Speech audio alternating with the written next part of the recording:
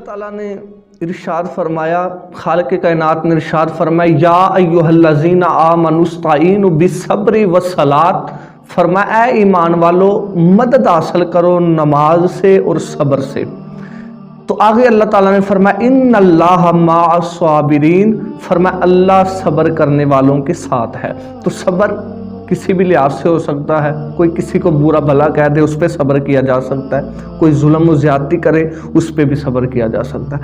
जो रोज़ा है ये भी एक सब्र है, जो सुबह से लेकर शाम तक अल्लाह के हुक्म की तकमील करनी है, उसके मुताबिक चलना है, तो रोज़ा भी एक सब्र है। अल्लाह फरमाता है मैं सब्र करने वालों के साथ हूँ। तो हम सादा लफ्ज़ों में ऐसा कह लें कि जो रोज़ेदार हैं अल्लाह उनके साथ है। फिर अल्लाह ने फरमाया कि मैंने तुम पर रोज़े ऐसे फ़र्ज किए हैं जैसे तुमसे पहले लोगों पर फ़र्ज किए थे। फिर आगे अल्लाह ने वजह बयान की। अल्लाह ताला ने फरमाया और मैंने तुम पे रोज़े इसलिए फ़र्ज किए ताकि तुम मुत्तकी बन जाओ, परहेज़गार बन जाओ, मुत्तकी। अब अल्लाह ने ऐलान कर दिया कि तुम मुत्तकी और परहेज़गार बन जाओ, सब्र कर लो। या अल्लाह अगर हम सब्र करें, परहेजगार बन जाएं, रोज़ा रख ले, हमें मिलेगा क्या? क्योंकि इंसान तो शुरू से ही जल्दबाज है और नाशुक्रा है और लालची है।